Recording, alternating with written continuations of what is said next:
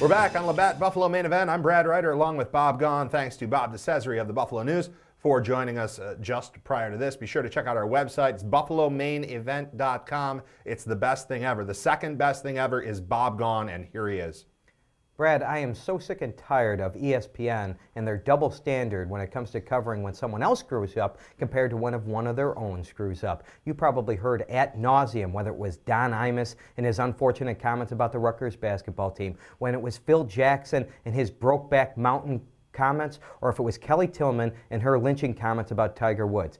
Over and over and over again, you saw that covered on ESPN. But when one of their own screws up, Dana Jacobson at a roast says she's dropping F-bombs. F Jesus, F Notre Dame, and F touchdown Jesus. Now, she did get suspended for a week, but you barely saw any coverage of this on ESPN compared to the other three. And I got news for you. What Dana Jacobson said was worse, and let me tell you why.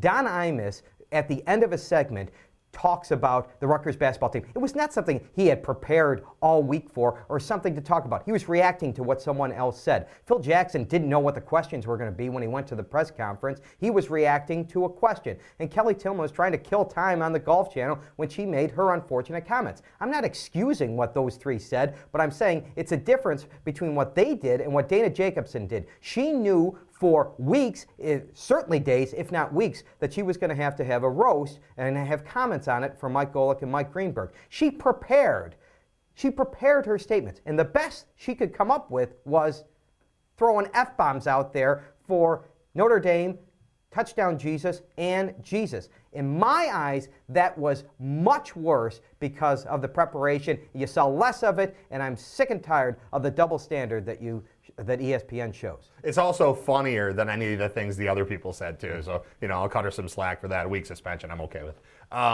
Those of you who tune into the show weekly on television or on the internet, I really appreciate it. I'm glad that you do.